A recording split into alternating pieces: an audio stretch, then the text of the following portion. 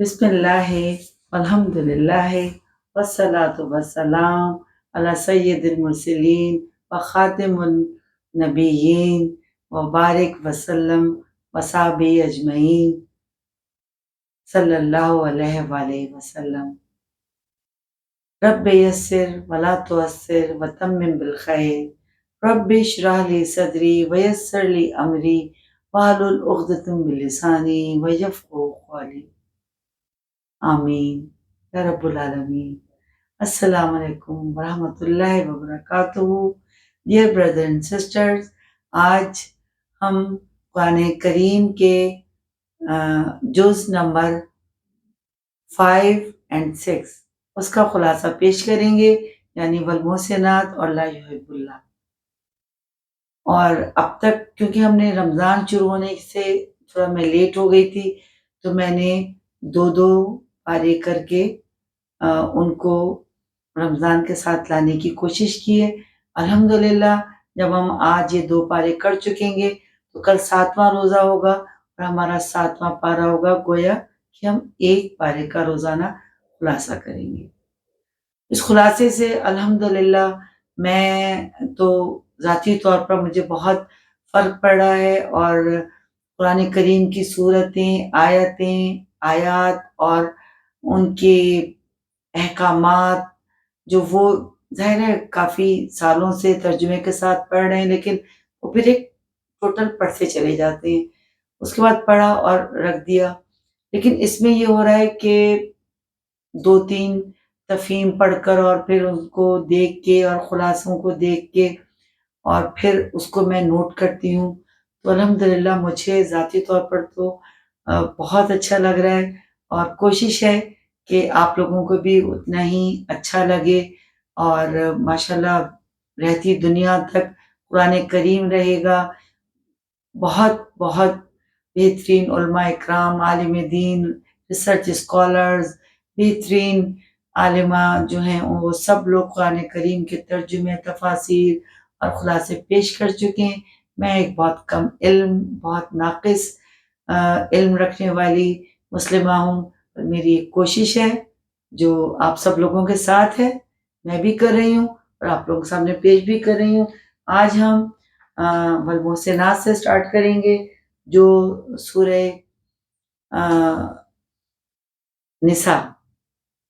نساء میں مکمل طور پر مشتمل ہے وہ، اور سورہ نساء کا سٹارٹ جو تھا وہ لن تنالوا سے ہو چکا تھا، تو اب اس سپارے میں جو ہے وہ مکمل سورہ نساء ہی چلے گی، اور اس کے 17 رکوع ہیں سورہ نساء کے۔ اور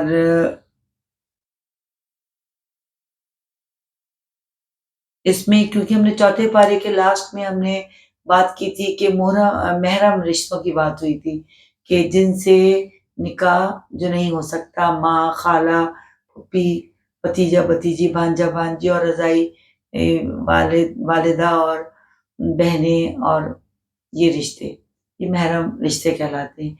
تو اب 5ویں پارے میں والمحسنات میں وہیں سے بات سٹارٹ کی گئی ہے، کیونکہ صورت وہی ہے سورہ نساء۔ تو اس میں بتایا گیا ہے کہ کن صفات پر وہ عورتیں چنی جائیں جن سے شادی یا نکاح کیا جائے گا، اور جو بہتر ثابت ہوں گی، اور کیا کیا ان کی کنڈیشنز ہیں، اور کس طریقے سے نکاح کے وقت مہر کی رقم جو ہے وہ مقرر کی جائے گی، اور اس کے بارے میں تمام تر تفصیلات جو ہیں وہ اس میں موجود ہیں، کیونکہ یہ تو ہے ہی سورہ نساء، اور نساء کا مطلب خاتون، فیمیل، تو اس میں یہ مسائل زیادہ بیان کیے گئے۔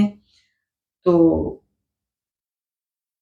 یہ آیت نمبر 24 ہے، جس میں نکاح کے لیے چنی جانے والی خواتین کے اوصاف بیان کیے گئے ہیں۔ مومنوں کو نصیحت کی گئی ہے کہ باطل طریقوں سے ایک دوسرے کا مال ہڑپ نہ کریں، ایک دوسرے کے مال کو کھائیں نہ، بے ایمانی اور دھوکہ دہی سے کام نہ لیں۔ یہ آیت نمبر 29 ہے سورہ نساء کی۔ عدل و احسان کا ذکر کیا گیا ہے۔ اللہ نے اپنے بندوں کو یہ خوشخبری دی ہے کہ اگر وہ بڑے گناہوں سے بچیں گے، محفوظ رہیں گے، تو ان کے چھوٹے گناہوں کو معاف کر کے اللہ تعالیٰ انہیں جنت میں جگہ دیں گے، اور یہ ایک بہت بڑی خوشخبری ہے۔ اور یہ جو ہے یہ اس کے ساتھ ساتھ عدل و احسان کا ذکر ہے، اور خانہ داری یعنی ہاؤس ہولڈ کی تدابیر بیان کی گئی ہیں کہ اگر بیوی جو ہے وہ نافرمان ہو تو اس کے ساتھ کس طرح سلوک کیا جائے، اور اس سے مطلب کن طریقوں سے اس سے بیہیو کیا جائے، نرمی سے اور پھر کچھ سختی سے، تاکہ یہ رشتہ بچ سکے، میاں بیوی کے رشتہ جو ہے وہ قائم رہ سکے۔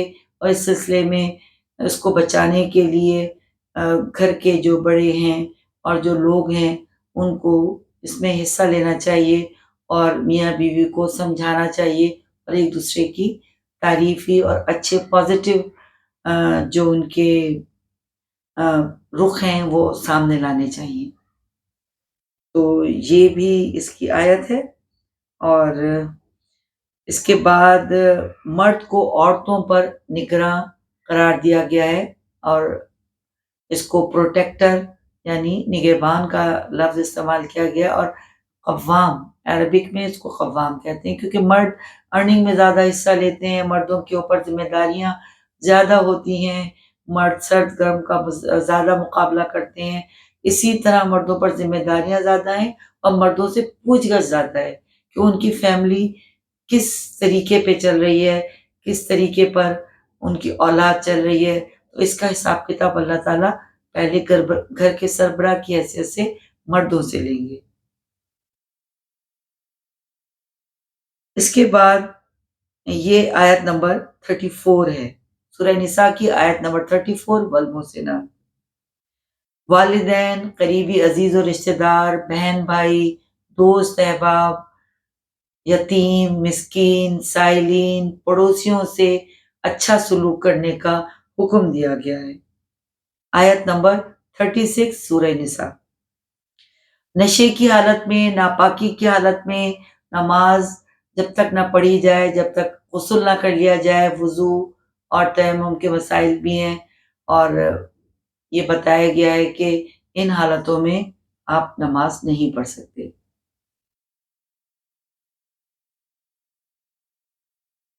یہ آیت نمبر 43 ہے سورہ نساء کی۔ اور اس زمانے میں کچھ یہودی عالم، اور آج کل کے زمانے میں بھی کچھ لوگ قرآنی آیات میں کچھ تو اللہ کا کلام ہوتا ہے، اور کچھ اپنے مطلب کے باتیں جو ہیں وہ مکس کر لیتے ہیں۔ اسی طرح اس زمانے میں کچھ یہودی علماء جو ہیں وہ قرآن کریم کو اپنی زبانیں موڑ موڑ کے اور اپنے مطلب کے معنی کے ساتھ ان کو پڑھا کرتے تھے، تو اللہ تعالیٰ نے ان کے اس عمل کو بہت ہی جو ہے وہ بڑا گناہ قرار دیا ہے، اور اللہ تعالیٰ نے شرک کو بھی بہت بڑا گناہ قرار دیا ہے، ناقابل معافی۔ شرک کے علاوہ سب گناہ معاف ہو سکتے ہیں، لیکن اللہ تعالیٰ شرک کو بالکل معاف نہیں کریں گے۔ یہ آیت نمبر 46 ہے سورہ نساء کی۔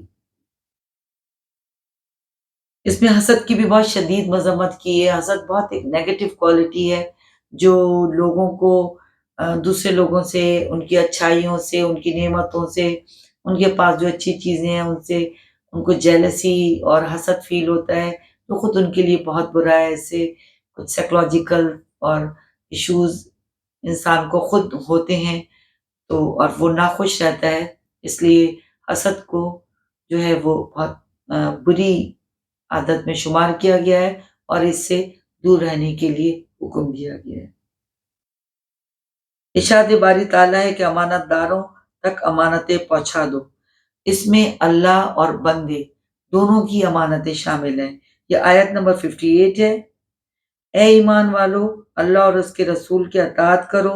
سماجی اور حکومتی نظام چلانے کا جو اسلامی طریقہ ہے اس میں جو ہے وہ آپ حصہ لینے کی جو حکم دیا گیا ہے، اور یہ آیت نمبر 59 ہے سورہ نساء کی۔ اس کے بعد حضرت محمد صلی اللہ علیہ وآلہ وسلم کی اطاعت کی بہت اہمیت بیان کی گئی ہے کہ جو رسول اللہ صلی اللہ علیہ وآلہ وسلم کی اطاعت کرتا ہے گویا کہ اس نے اللہ کی اطاعت کی۔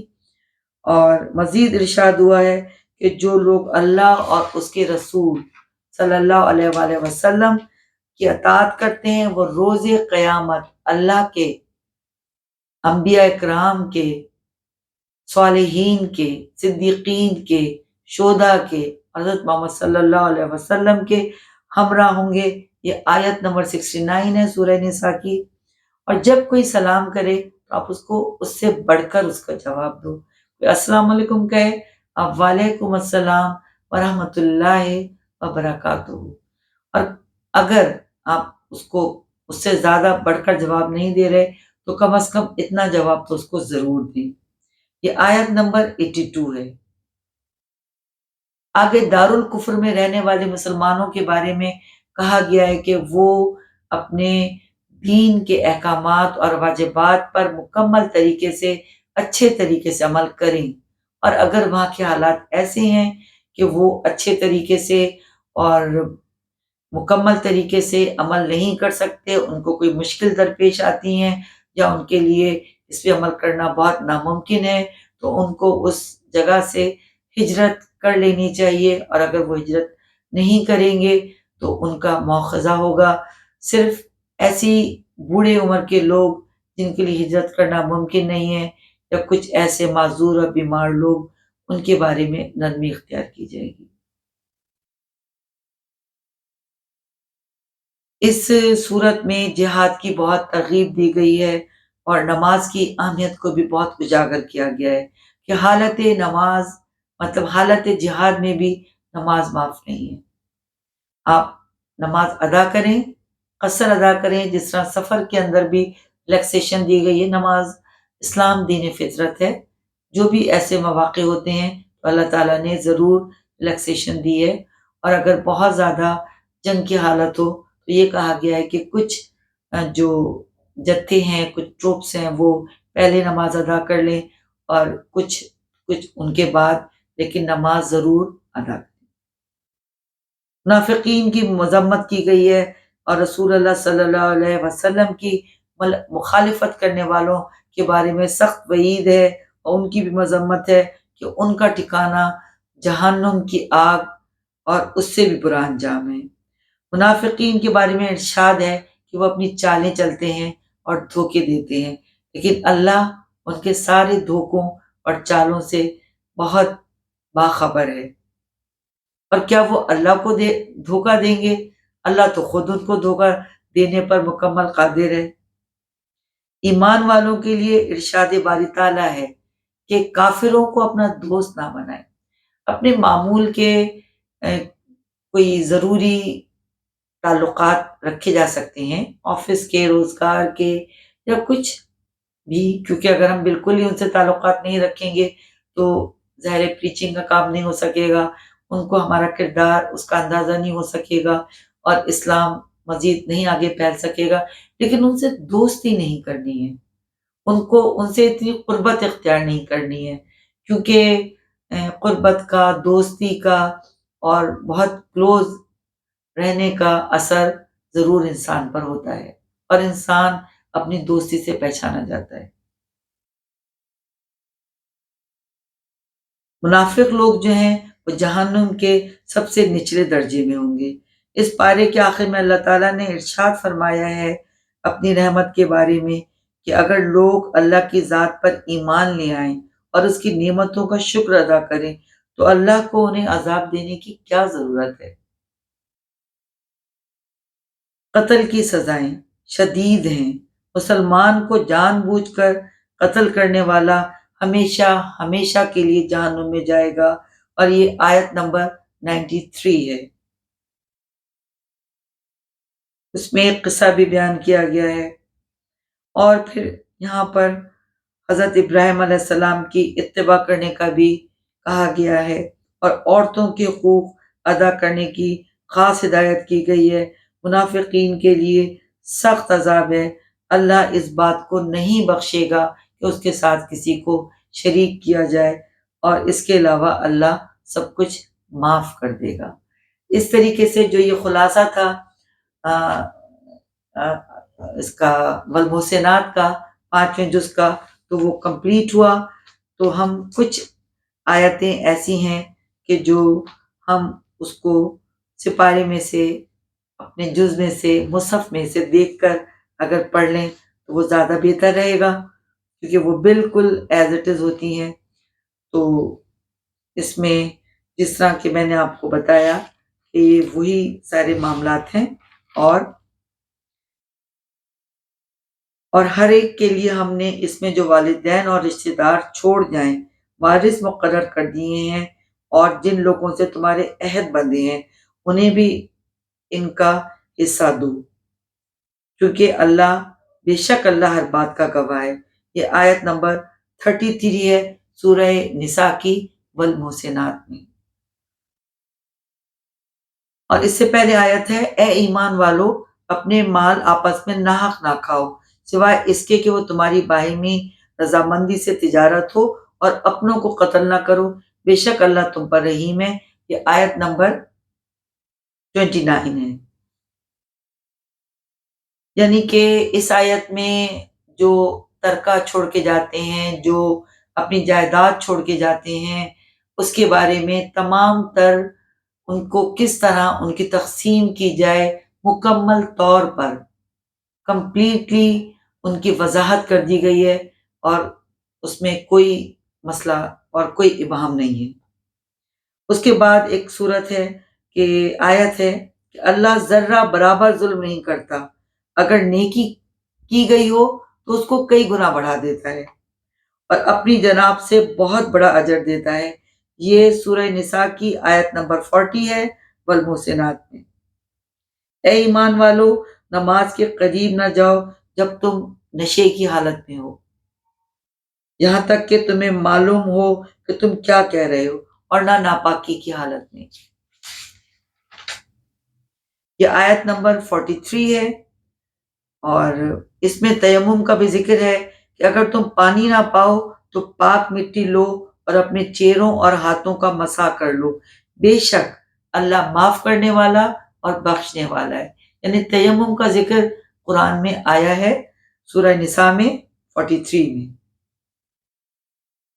ایک اور آیت ہے کہ اللہ تمہیں حکم دیتا ہے کہ امانتیں ان کے اہل کے سپرد کرو، اور یہ کہ جب اللہ کے لوگوں کے درمیان فیصلہ کرو تو انصاف سے کرو، اللہ تمہیں کیا ہی اچھی نصیحت کرتا ہے، بے شک اللہ سننے والا اور جاننے والا ہے۔ یہ آیت نمبر 58 ہے سورہ نساء کی۔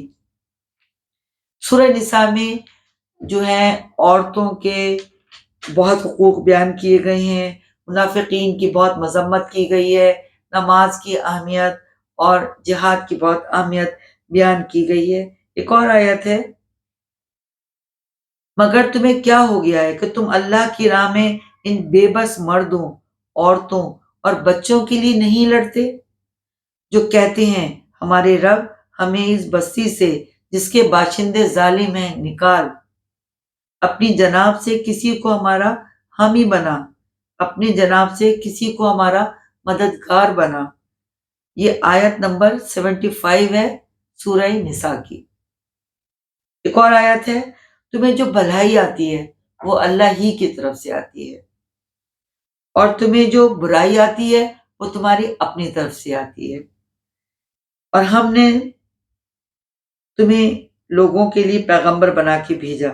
یہ حضور اکرم صلی اللہ علیہ وآلہ وسلم کے بارے میں ارشاد باری تعالیٰ ہے، اور اللہ کی گواہی کافی ہے۔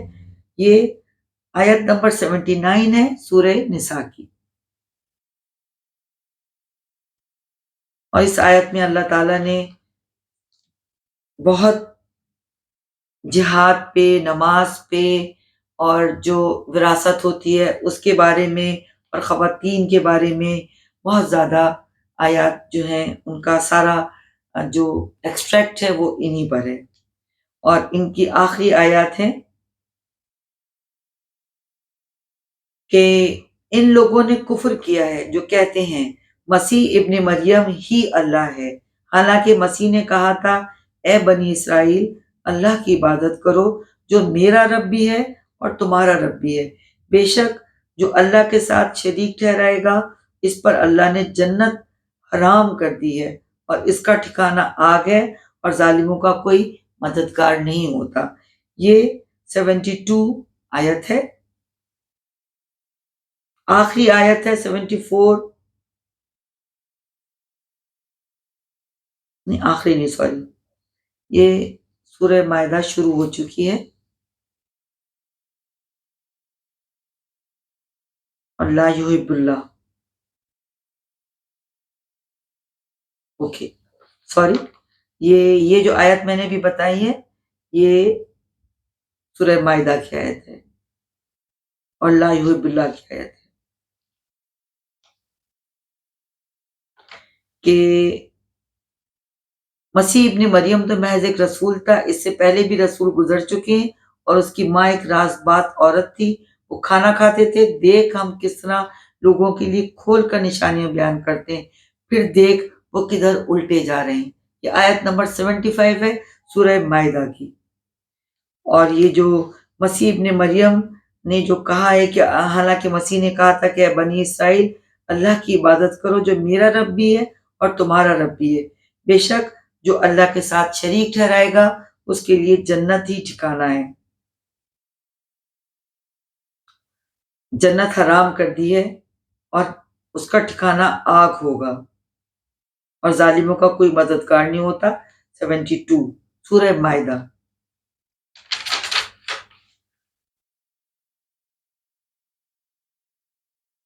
اور سورہ مائدہ کی آخری جو صورتیں ہیں وہ یہی ہیں کہ اگر وہ اللہ اور اس کی نبی اور اس پر جو اس کی طرف اتارا گیا ہے ایمان لاتے تو وہ انہیں دوست نہ بناتے، لیکن ان میں سے بہت نافرمان ہیں، تو ایمان والوں سے شدید ترین دشمنی میں یہودیوں کو اور مشرکوں کو پائے گا، اور تو لوگوں میں ایمان والوں کے ساتھ محبت میں قریب ترین انہیں پائے گا جو کہتے ہیں کہ ہم نصارہ ہیں۔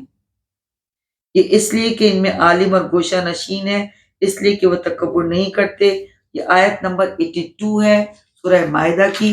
اور اب یہ لا یحب اللہ چھٹا جز جو ہے وہ ختم ہو چکا ہے، اور اس میں جو ہیں وہ 14 رکوع ہیں اور اس کے 2 حصے ہیں۔ اس کا ابتدائی جو آیات ہیں وہ سورہ نساء کی ہیں جس کے 4 رکوع ہیں، اور 148 سورت سے 176 تک۔ اس کے بعد سورہ مائدہ ہے جس کی کل 111 آیات ہیں اور اس کے 10 رکوع ہیں۔ سورہ نساء کے بقیہ حصے ہیں جو 3 باتیں بہت اہم ہیں۔ یہود کی مذمت کی گئی ہے، نصارہ کی مذمت کی گئی ہے، اور میراث کے بارے میں احکامات ہیں۔ یہود نے حضرت عیسیٰ علیہ السلام کو قتل کرنے کی کوشش کی مگر اللہ تعالیٰ نے حضرت عیسیٰ کی حفاظت فرما لی۔ نصارہ کی مذمت، یہ لوگ حضرت عیسیٰ کے بارے میں مبالغہ کرتے ہیں اور عقیدہ تثلیث کا شکار ہو گئے، جس کی وضاحت میں نے ابھی سورت کی آیت سے کی تھی، سورہ مائدہ کی۔